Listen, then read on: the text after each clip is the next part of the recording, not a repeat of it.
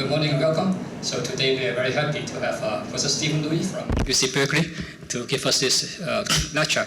I guess most of you know Professor Louie because he has come quite a couple of times.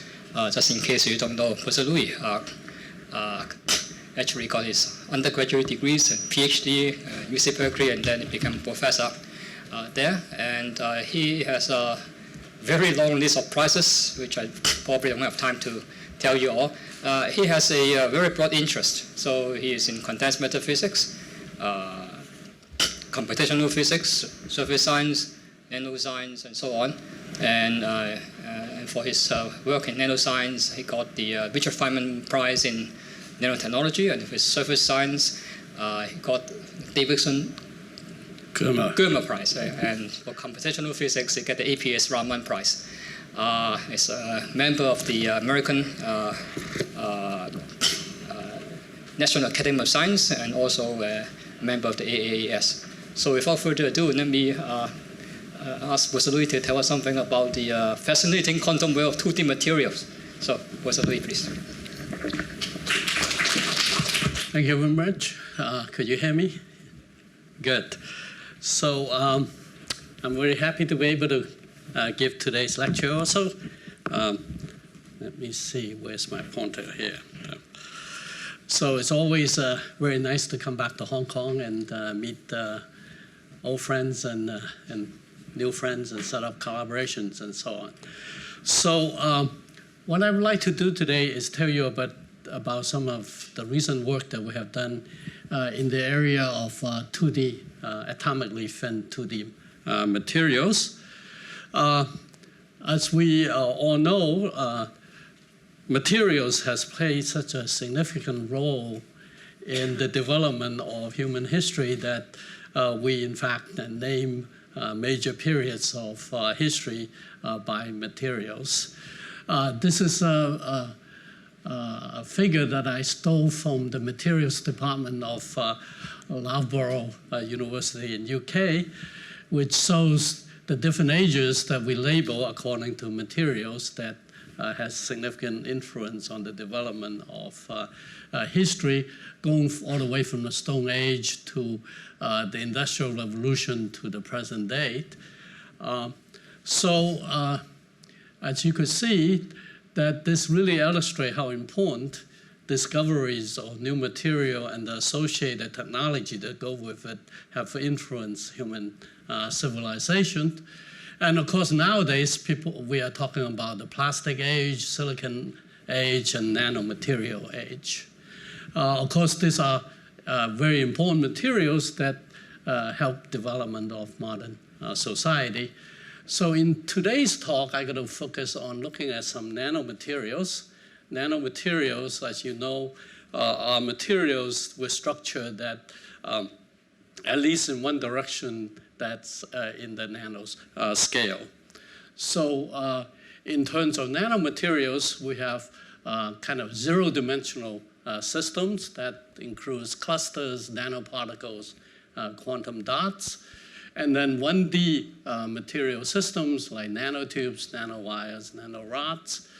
And then there are 2D nanomaterials, including the semiconductor quantum wells, graphene, atomically thin 2D materials. So in today's talk, I'm going to be mostly focused on looking at some of the wonderful properties, quantum properties of atomically thin 2D materials.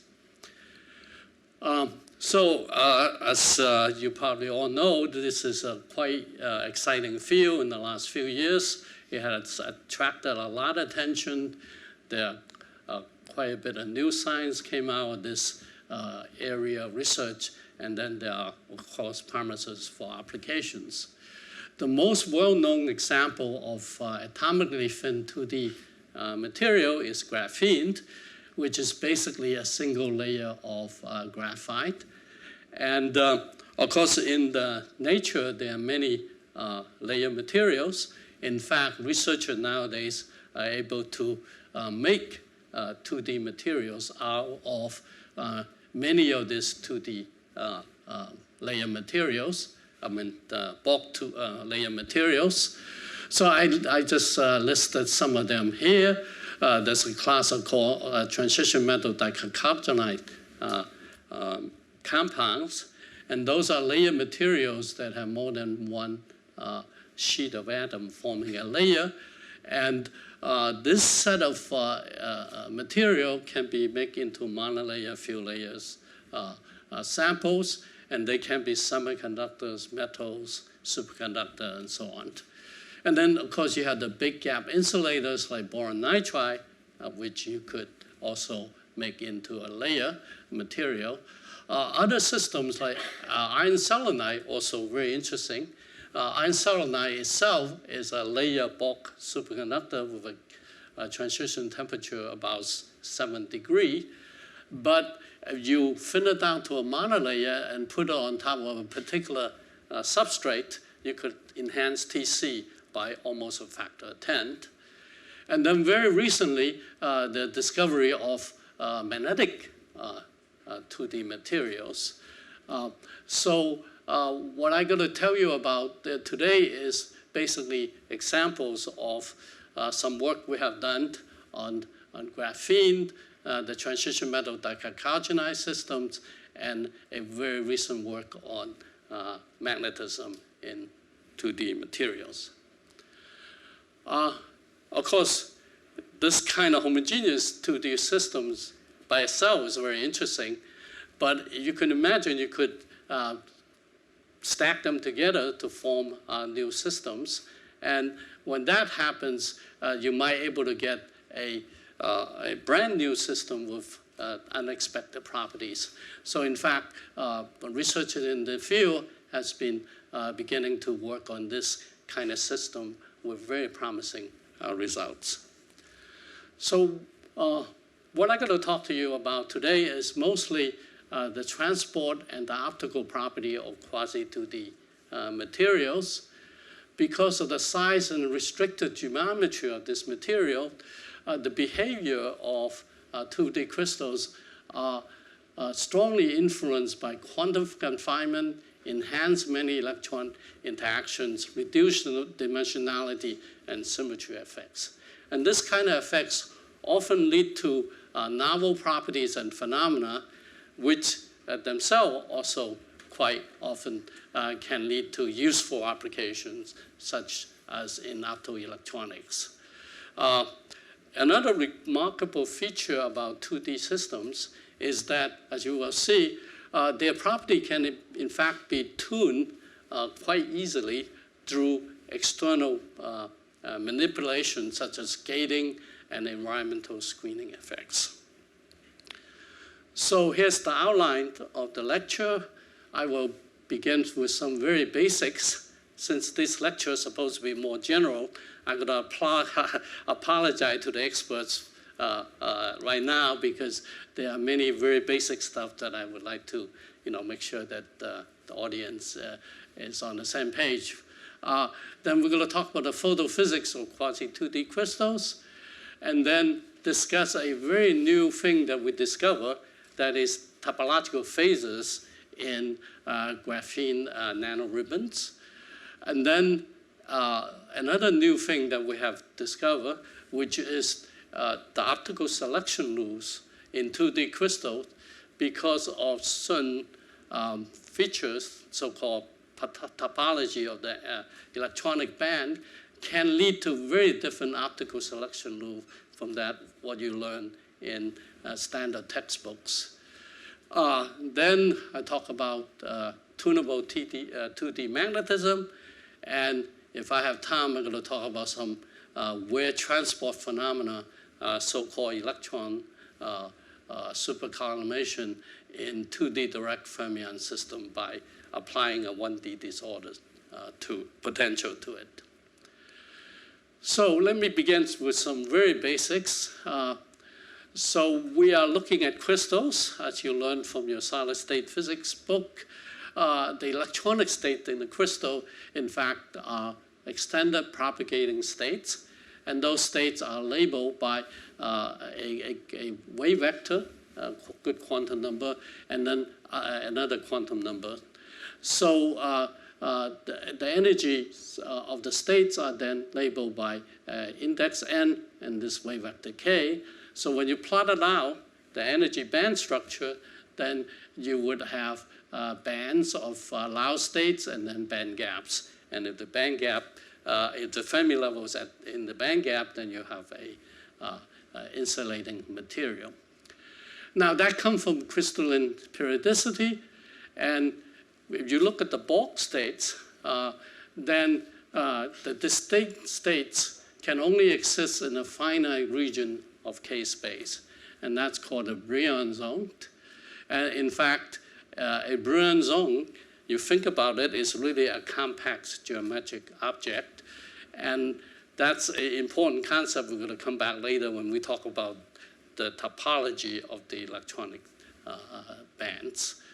And so in one dimension, the Brillouin zone is basically a circle. In 2 dimensions, then it's a torus. Right?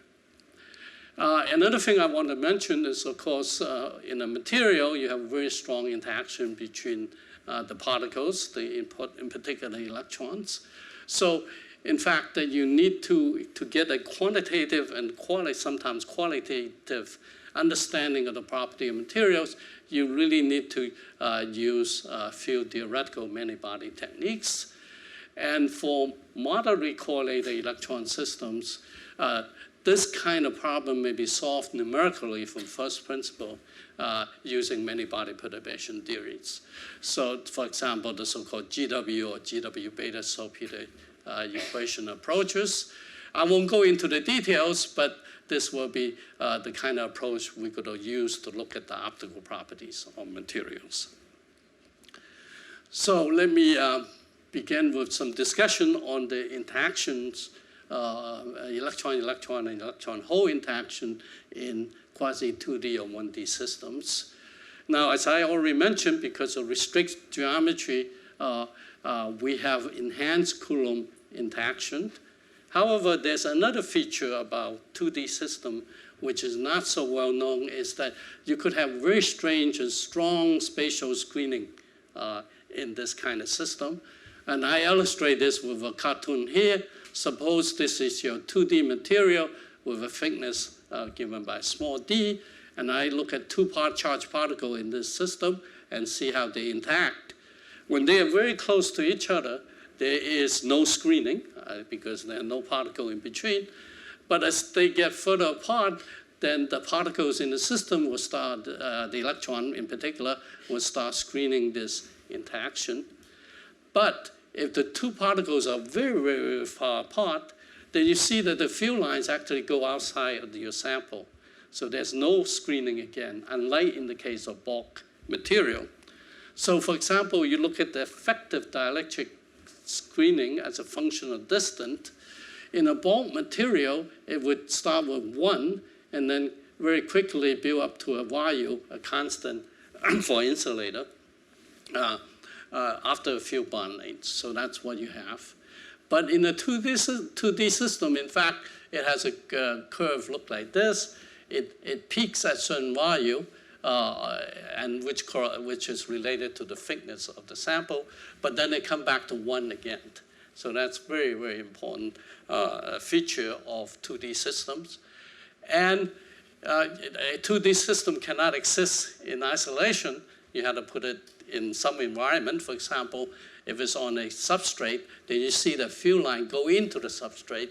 And so clearly from this cartoon, you see that substrate and environmental screening can be very, very important for such a system. So let me talk now some results about the photophysics of atomically thin 2D materials going beyond graphene. I will use molecular molybdenum disulfide as an example. This is one of these transition metal dicogenide materials. In a single layer form, it has a structure look like that. It has a hexagonal crystalline symmetry, so the Brillouin zone is given by this hexagon, and the low energy excitations in the system, in fact, resides in 2 parts of the Brillouin zone, the K and K prime valley. And moly disulfide turned out to be a semiconductor, and there's a very strong light-matter interaction in this system that actually will lead to some really interesting excitonic effects, physics. And because of this involves heavy atoms, there's strong spin-orbit coupling, so that the states at the 2 valley, in fact, has different spin textures, and you could excite them controllably using different circular polarized lights. So this system is very interesting because now you could actually manipulate the charge, spin, and the Wally degree of freedom for the electrons. And that lead to people thinking about developing Wallytronics using the Wally degree of freedom of the electron in these materials.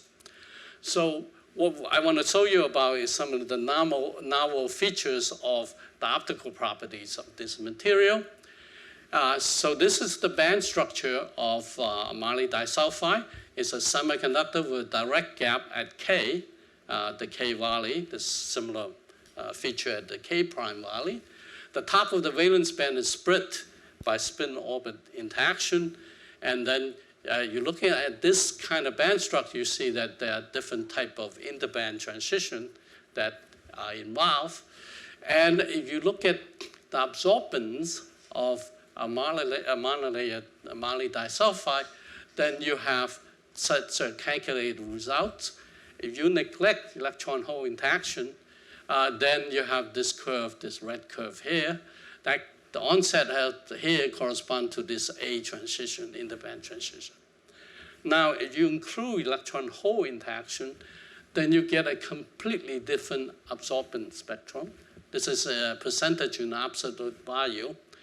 And 2 things you should know here. One is that you have lots of peaks, and those peaks actually correspond to bound electron-hole pair states. Those are excitonic states in the system. And so you have a bunch of peaks, and that actually correspond to the excitonic states generated either by this A transition or this B transition. So you have a series of states. And the absorbance itself is greatly enhanced. And that's due to the fact of the electron-electron interaction or the electron-hole interaction that drop all the oscillator strengths from high frequency to low frequency. So the binding energy of the exciton, in fact, is around 0.7 electron volts, which is 2 orders of magnitude bigger than a box semiconductor with the equivalent band gap. And so how does it compare to experiment? These are some earlier measurement by Tony Hines' group. This is the absorbance as a function of photon energy. So you clearly see 2 peak here correspond to the A and B peak hairs.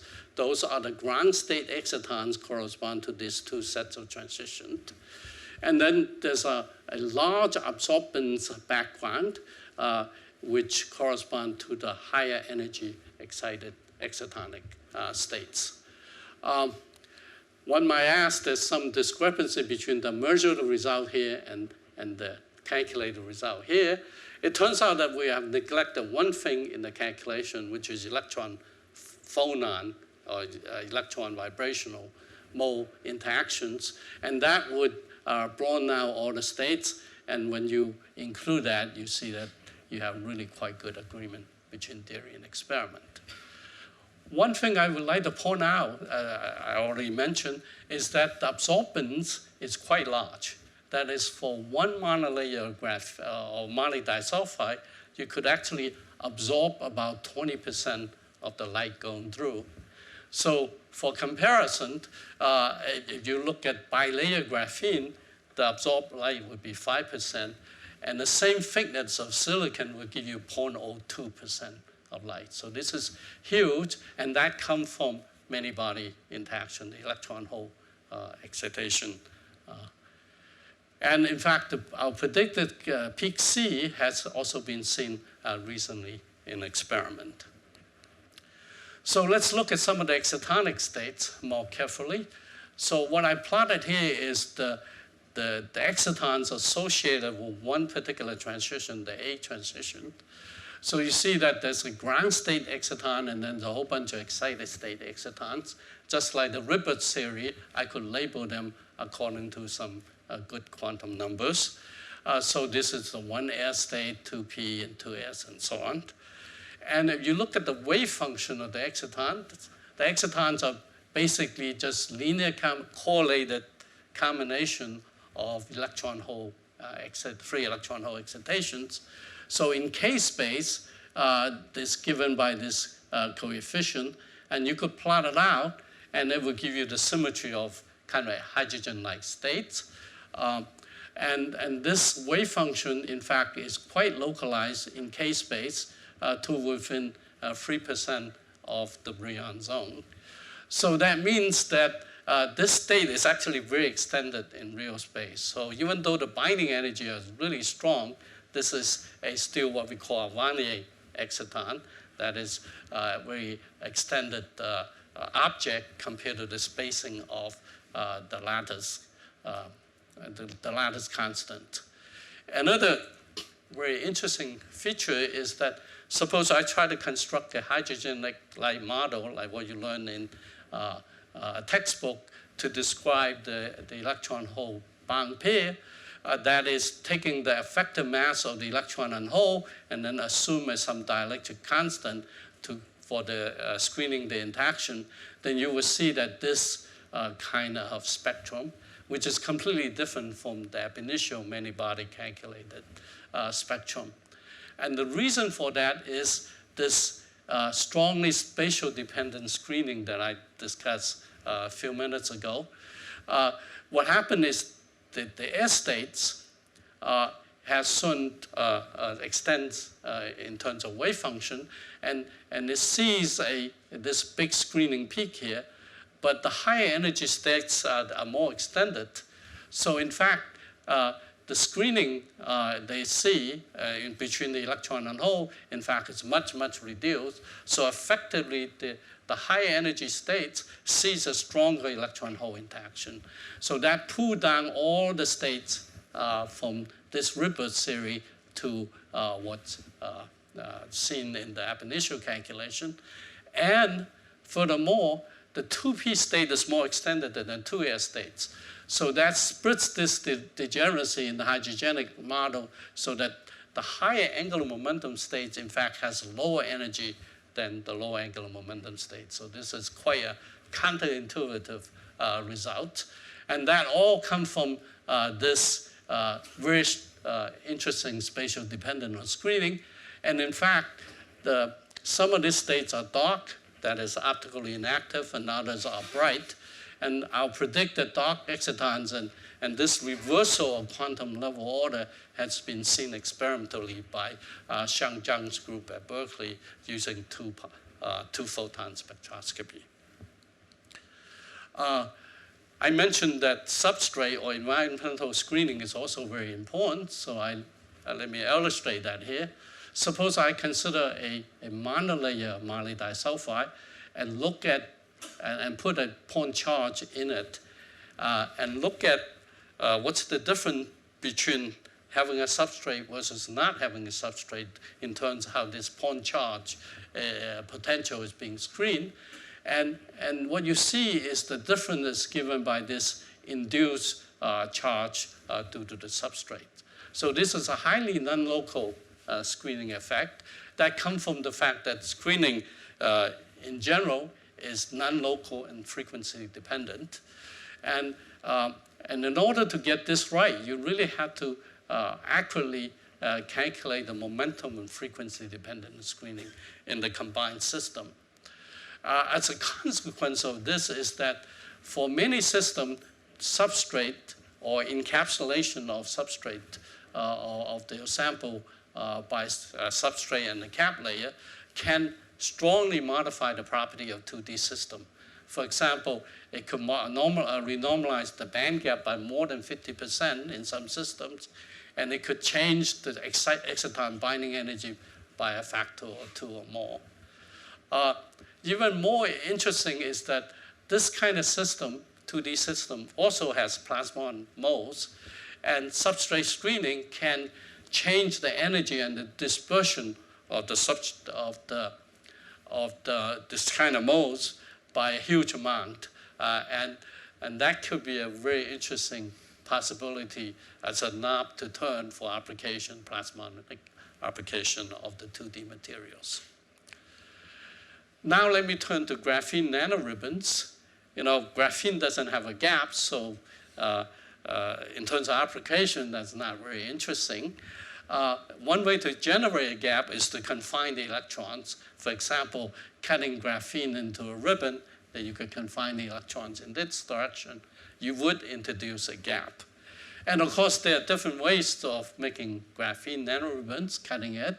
So one way would be doing like this, and you would have a particular edge, and that's what we call a zigzag edge.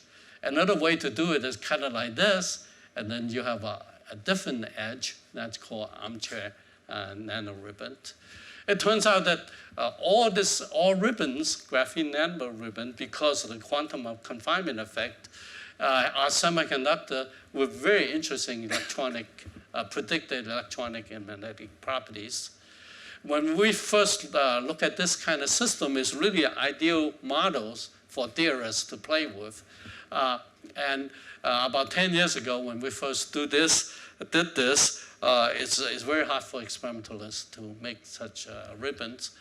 But nowadays, in the last few years, there's tremendous renewed interest in this field because of a discovery of a bottom-up synthesis technique or making nearly perfect ribbon of this type or that type. So nowadays, you can make almost a perfect armchair or zigzag graphene nanoribbons with width about 1 to 3 nanometers and length in the order of 50 to 100 nanometers. This can be synthesized either on a surface, a metallic surface, or in solution. And the technique is quite simple. First, pioneered by Roman Fasel and his collaborators. So basically, you take some precursor molecule that has the kind of structure that you want to make a ribbon, and then you put in a solution on top of a metal surface and just heat it up. Then this molecule will polymerize and form a perfect 7 armchair graphene nanoribbon here, because there's 7 rows of carbon atoms forming this ribbon. And if you take another molecule, different size, then you can make a different width graphene nanoribbon. And in fact, even more interesting, if you take a molecule with impurity atoms in it, then you could form a perfectly periodically doped graphene nanoribbon. And this, in fact, has been synthesized. And depending on what molecule you use, you can make ribbons of this shape, we call chevron graphene nanoribbons. And if you, in your mix of precursor molecules, put both of this in, then you could form heterojunctions of wide and narrow ribbons. So now let me turn to topology and then come back to the property of ribbons. It turns out that ribbons do have topological phases. And so as you learned in school, topology is basically a study of global property of an object that is preserved under continuous deformation and can be characterized by some invariance. So for example, a ball is different from a donut. And for 2D surfaces, it's classified by the topology classified by an integer. And so topology is a global properties. On the other hand, geometric properties, such as curvature, are local properties. But often integrals of local geometric property can be used to identify and characterize the topology of an object. So a well-known example is the Gauss-Bonnet theorem, which says that if I integrate over the Gaussian curvature of a closed 2D surface, then you have this expression where this is an integer characteristic of the topology of the object. So for a sphere, this integer would be 0.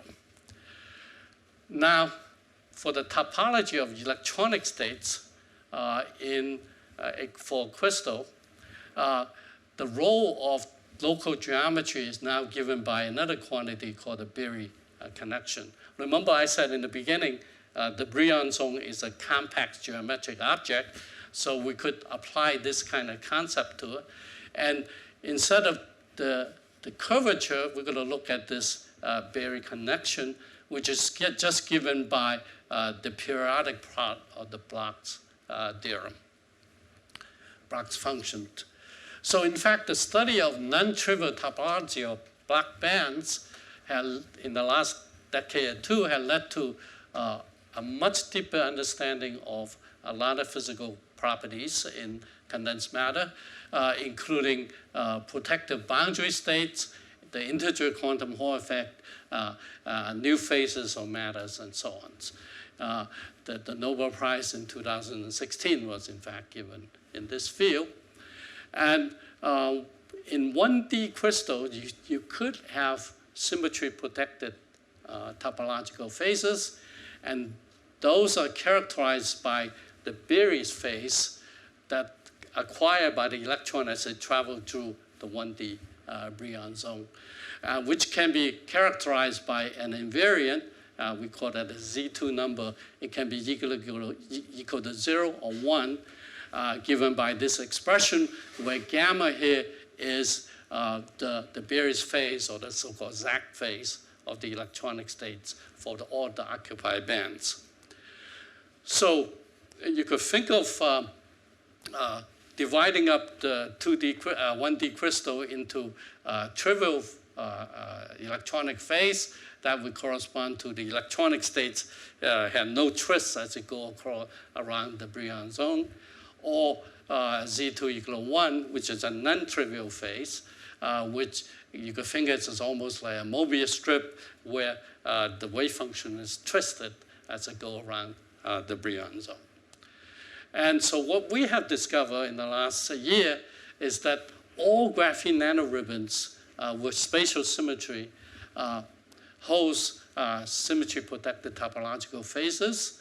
That would lead to some very interesting physics associated with the ribbons, because if you take such a ribbon in conjunction to a if you have two ribbons or ribbon with another insulator of different topological phase, then that would lead to some interesting boundary states because of the so-called bulk boundary correspondence.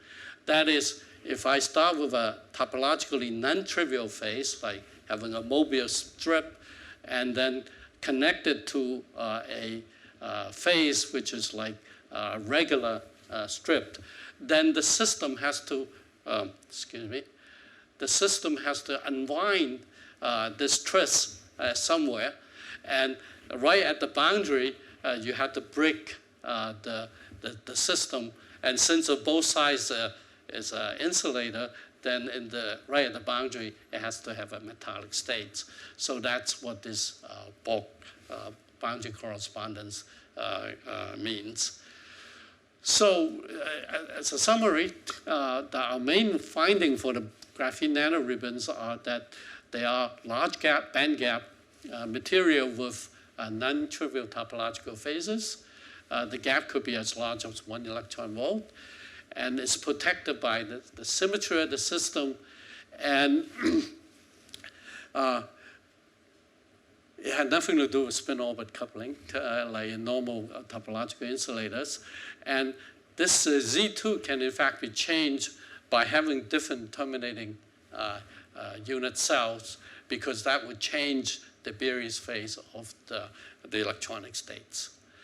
And in fact, you could categorize the topological phases of the ribbons. Here's an example of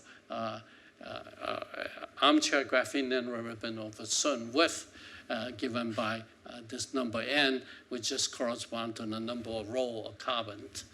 And depending on whether n is odd or even, and depending on how the ribbons are terminated, the Z2 that you calculated can be explicitly given by this formula, where this little bracket corresponds to the floor function, just taking the the number in here and set it to be the lowest integer corresponding to the number. So you clearly see that depending on what kind of geometry you have, you could have different topological phases, either trivial or non-trivial.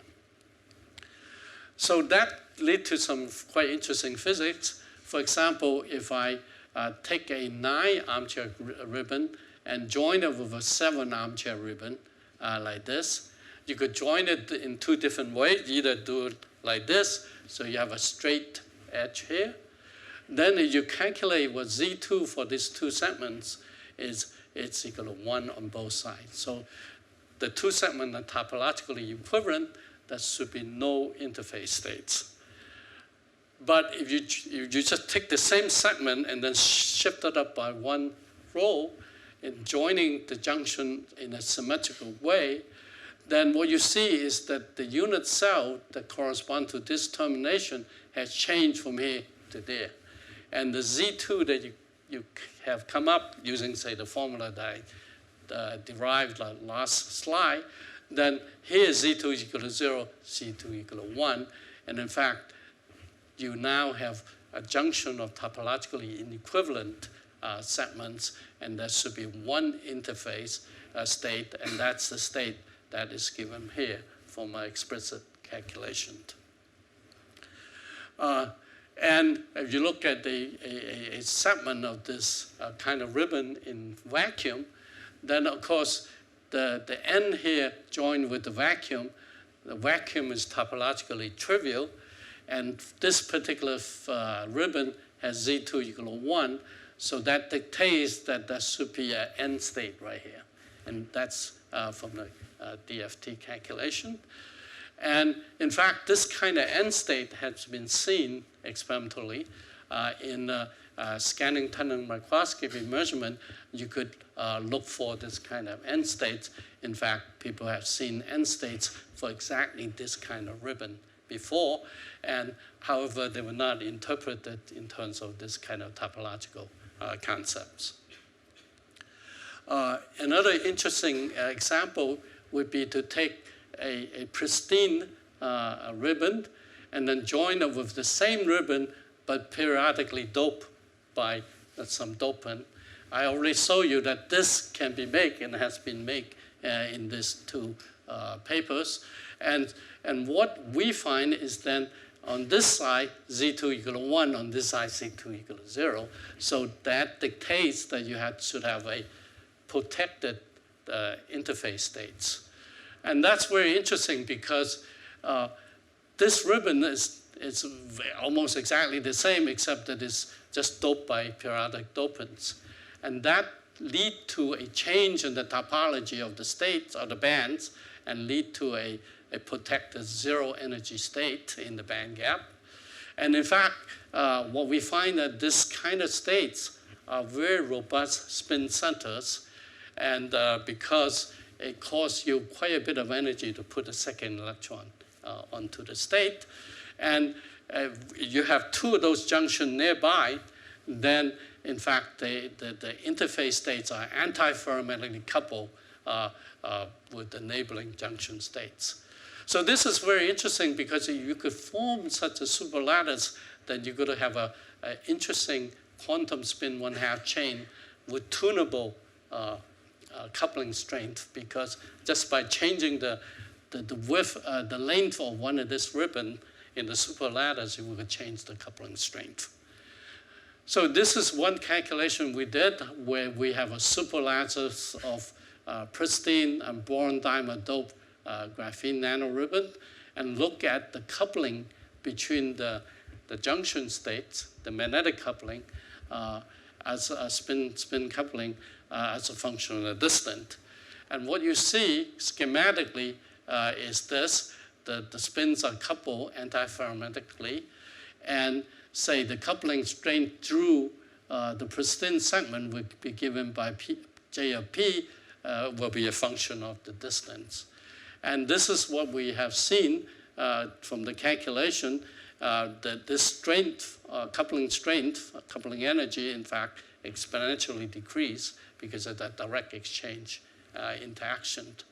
what's interesting is that even though that the distance between the states are actually in the order of a couple nanometers, the coupling strength, in fact, is quite large in the order of milli-electron volts.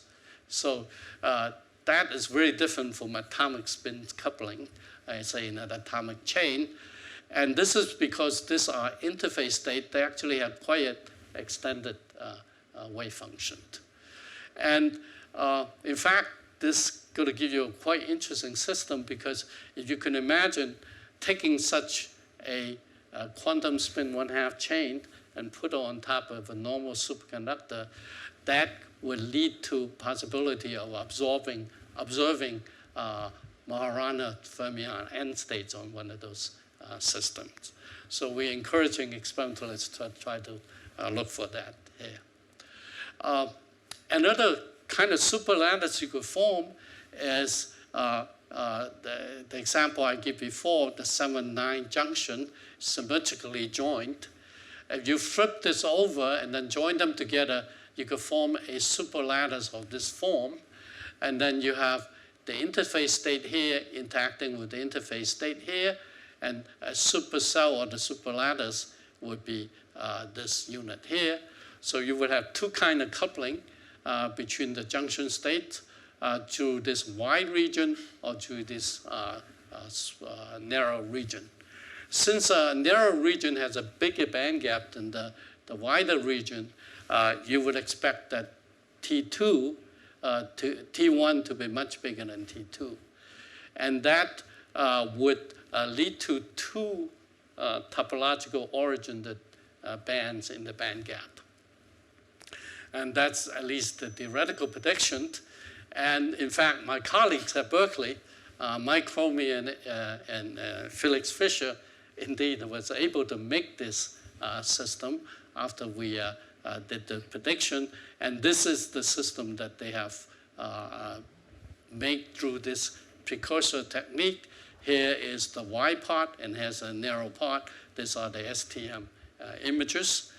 And they could also look for the topological states in the gap by doing STS measurements. So this is their measurement.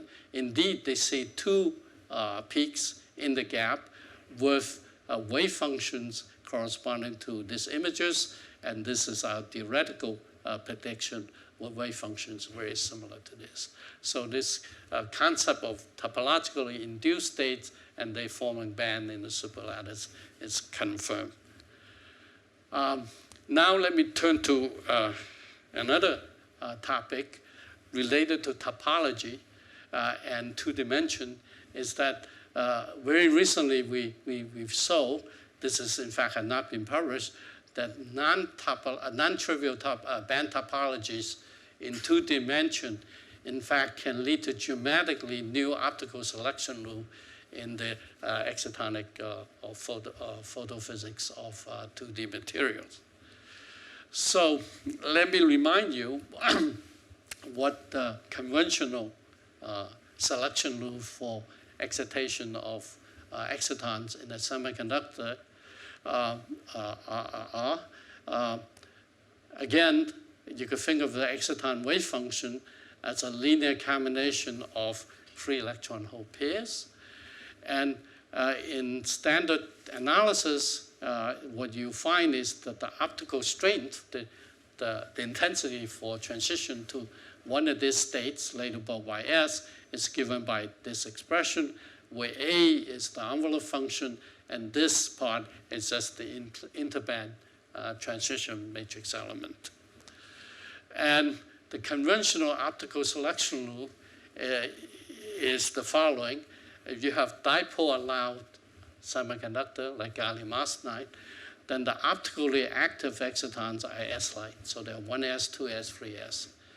For dipole-forbidden situation, like cuprous oxide, then the optically active excitonic states are actually P-like, 2p, 3p, and so on.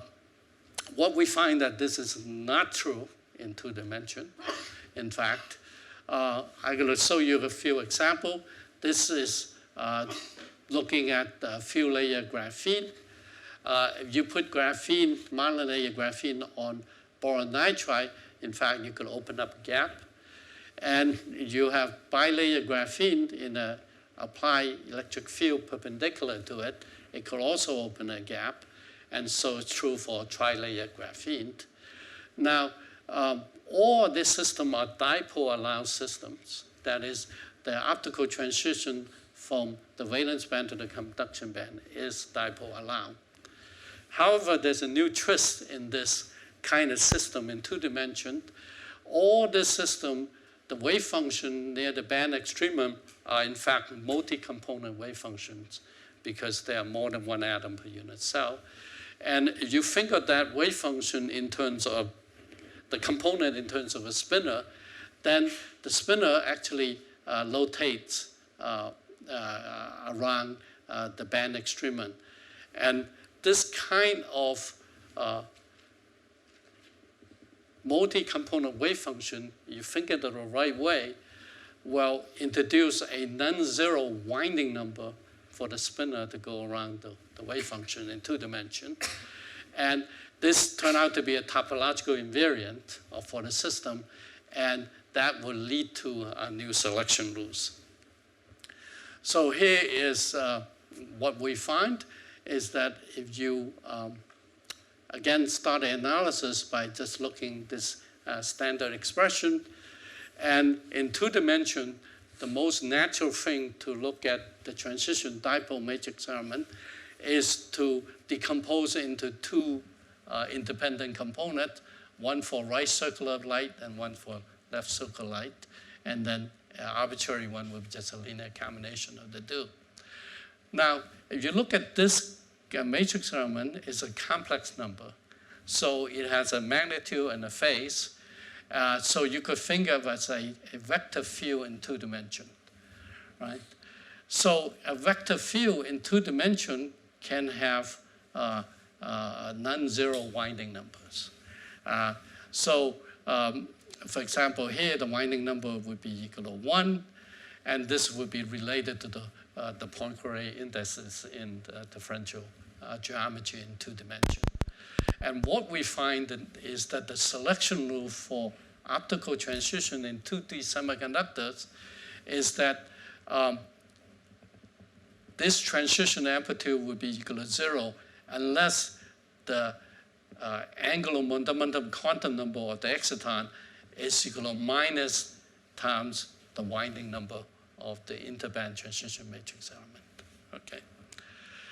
And this is quite interesting, and it applies to in 2 dimensions because remember the Brillouin zone in 2 dimensions is just a 2 torus, and you look at a circle like this in a 2 torus, then if the vector field enclosed by this loop is non-zero and continuous within the loop, then the winding number is equal to 0.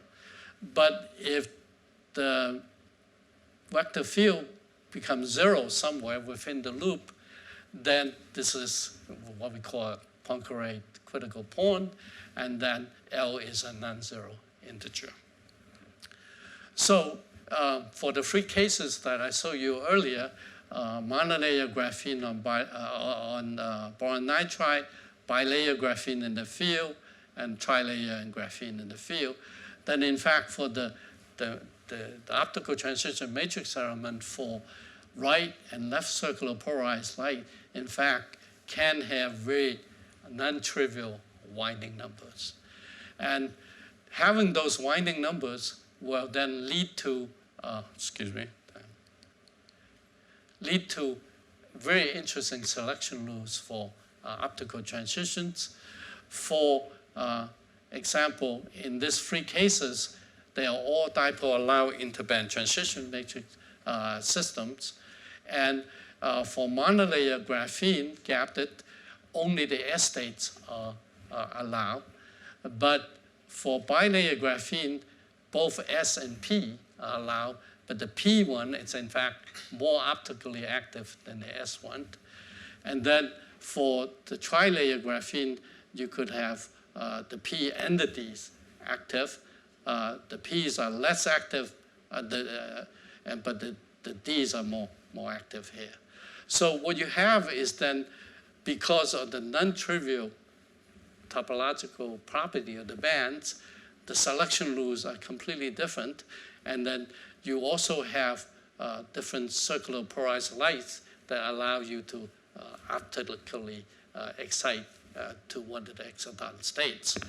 So the polarization of the luminescent will, for example, in this case, depend on where you excite the system to. You excite the system to the 2p state, that the light come out when it fall down here, and then luminesce would actually have an opposite polarization. But if you excite it to the 1s state, then the polarization that come out of the light that come out will be the same. So this is quite interesting. In fact, very recently, my colleagues at Berkeley and Cornell, in fact, have observed this prediction.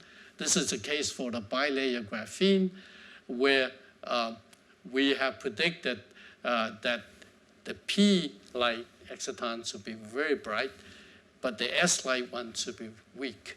So here's is their experiment where they apply different electric field strength to the bilayer graphene so that you open up the gap differently.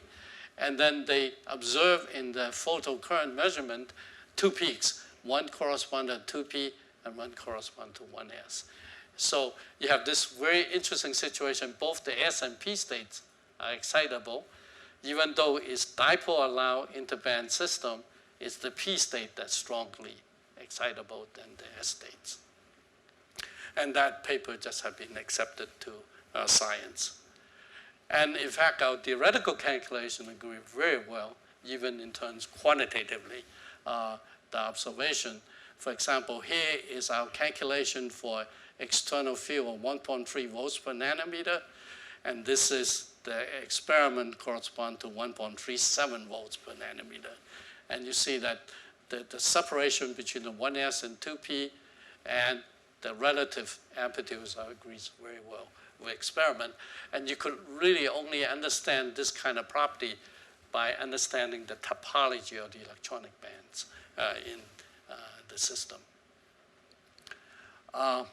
Another kind of thing you could learn is that 2D topology, there are a lot of theorem, there are a lot of interesting things that the mathematician has proven, and we could borrow those results to apply to the photophysics of 2D materials. For example, the winding number L is given by the sum of the Poincare indices of the critical point in a closed loop. And there's a Poincare-Hopf theorem which says for a compact differentiable manifold without a boundary, the sum of the Poincare indices over all the critical point is equal to the Euler characteristic of the manifold. So that says, we're looking at 2D materials. So the 2D Brillouin zone is a 2 torus. Chi, the Euler characteristic, is equal to 0. So that means the winding numbers of all the critical points in 2D Brillouin zone has to equal to 0, the sum of it. So that means that for all the system we look at, which had 2 valleys, then the winding numbers in one valley has to be the opposite of the other valley. And 2D semiconductor, one direct gap should have L equal to 0. So that means if you try to look for this kind of novel optical selection rule effects, then you should really look at 2D material with multi-valley multi-valley semiconductors. And now let me turn to another very recent work that we have done, which is looking at magnetism in 2D systems. Most of the activity in the field have been looking at the optics and the electronics of 2D materials. The question we'd like to address is, can we have intrinsic ferromagnetism in this atomically thin 2D materials? And if we do, how can we realize it? What's the physics involved and how we can control it? So the system we had looked at recently is this one, chromium 2, germanium 2, tellurium 6. This work is done in collaboration with experimental groups at Berkeley, Irvine, and Princeton. This is a ferromagnetic insulator, which is a layer material. So there's hope to make it into a field layer magnet. So the experiment is done using scanning magneto-optical curved microscopy that will measure the magnetization from the curved rotation angle. And the theory we perform is a renormalized spin wave formalism. I wouldn't have time to discuss in detail.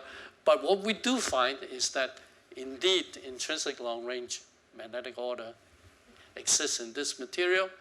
TC for ferromagnetism in the material dramatically reduced with the number of layers. And what's even more surprising we find is that there's large tunability of the magnetism in this system by applying a small magnetic field to it. So this is very new and very, very excited about it. So why do people interested in magnetism in 2D? There's a very famous theorem called Mermin-Wagner theorem that says that there's no ferromagnetism or antiferromagnetism in 1 or 2D material if the spins have isotropic interaction.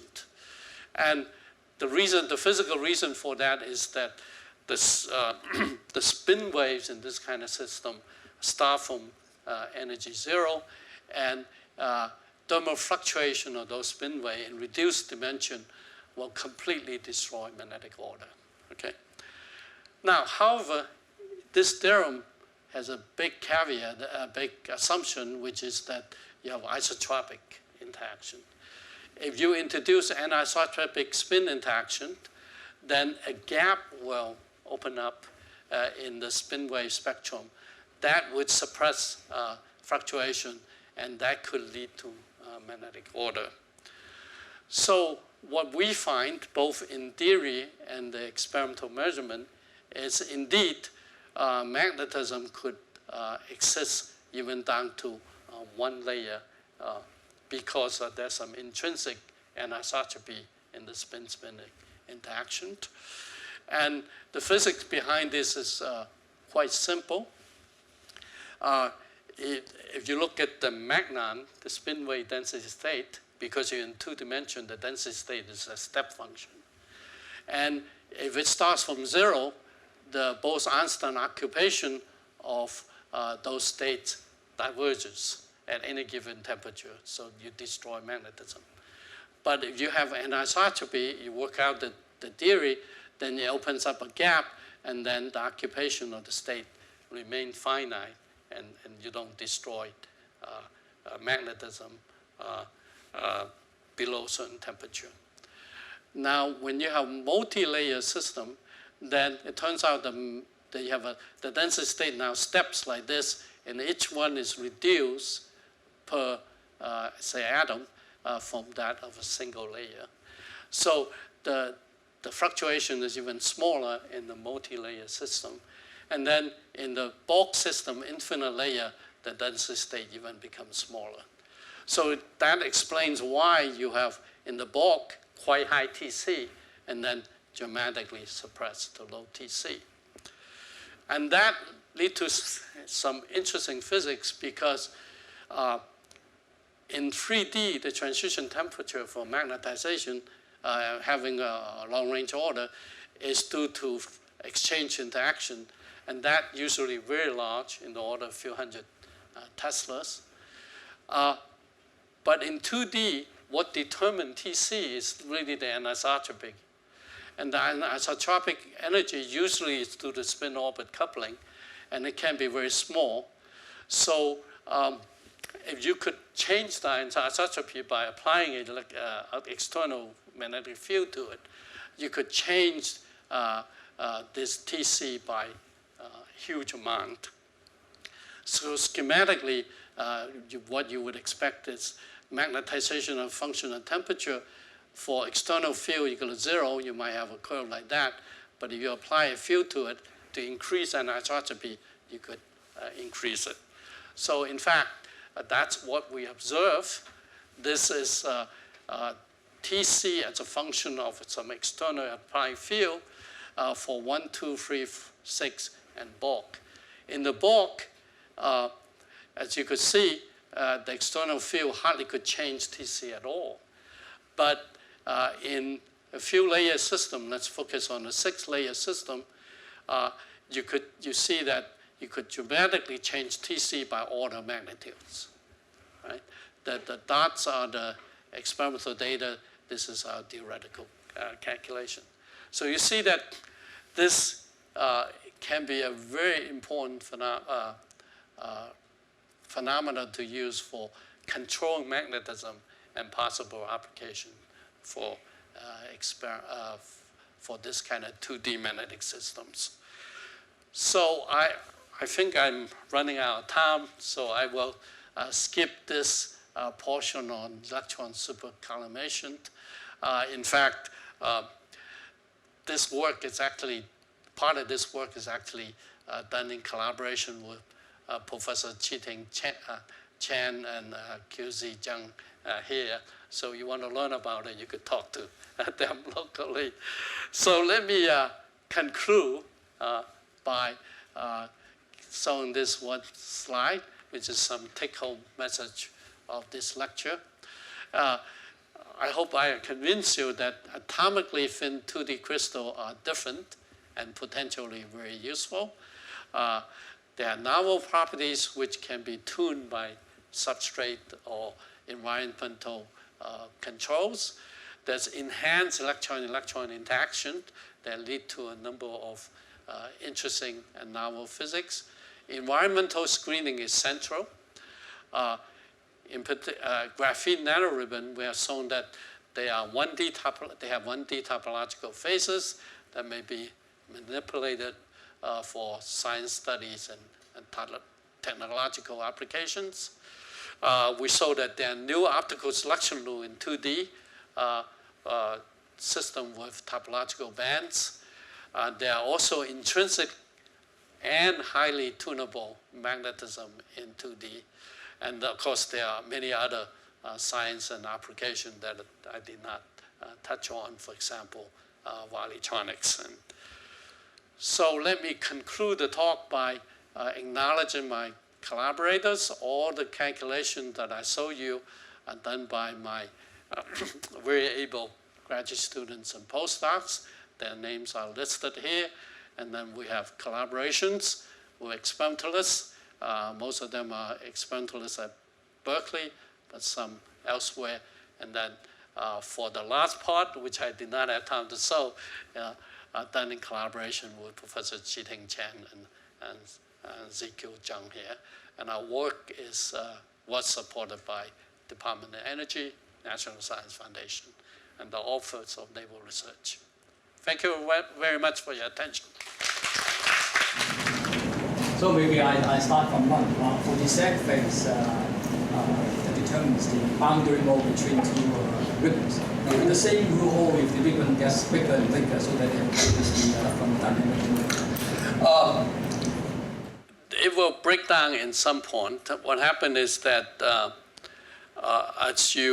Z2 invariant tell you, in principle, you only have odd number of interface states. So when you make the ribbon wider and wider, in fact, there will be more interface states that get introduced. And then this kind of rules will not apply. And also the gap becomes smaller and smaller. So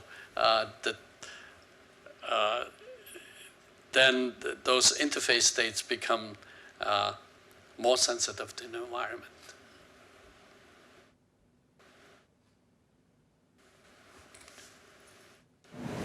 Yeah, okay, I'm just curious. I think all this, for this nanoribbon, this theory or this calculation, it's all like for freestanding nanoribbon, right? Right. But in the experiment, I think it's always put on certain surface on substrate. Right. So I'm just curious that for this kind of interaction with substrate, would the affect this topological protected state? What kind of effect? Well, we don't expect them to change. I mean, qualitatively. Quantitatively, the gap would change, right? Yeah, but the topological nature of the bands would not change because of screening of the substrate or slight interaction with the substrate. And that's borne out by comparing our calculations for experiment. All right. So these are topologically protected features, so it should be insensitive to the environment. Still, the ribbons, the end state of the armchair, so the junction will end with armchair is equivalent to the edge zigzag chair. Yeah, that's right. So the end state is equivalent to the edge state with zigzag chair. Yes, in the limit of very, very large, suppose that you take an armchair ribbon and you make a thicker and thicker related to what Chi-Ting talked about.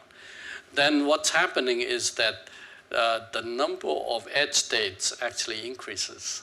And then in the limit of infinitely wide thing, it becomes a finite ribbon. Infinite width becomes a armchair ribbon. And then it go into the limit that Chi-Ting talks about. So the physics is the same, the edge state and end state. It is similar, but not exactly the same.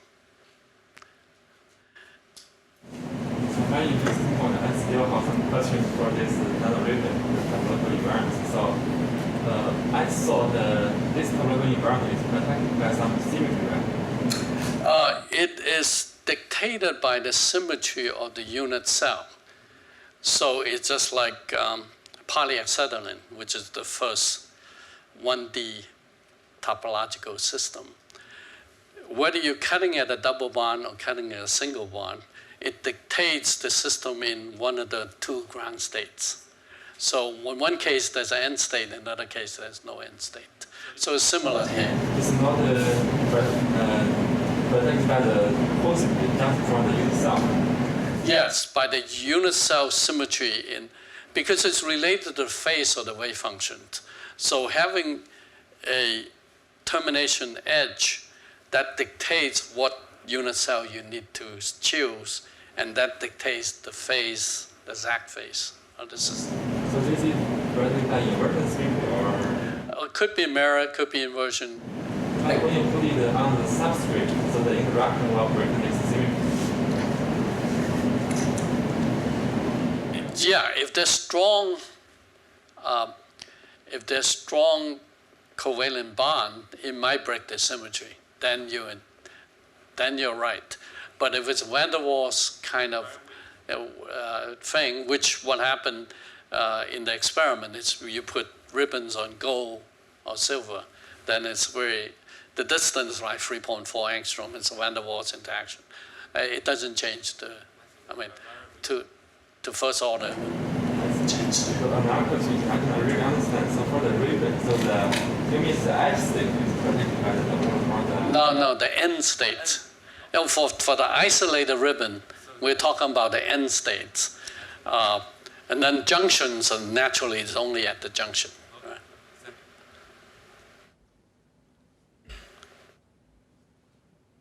Other questions?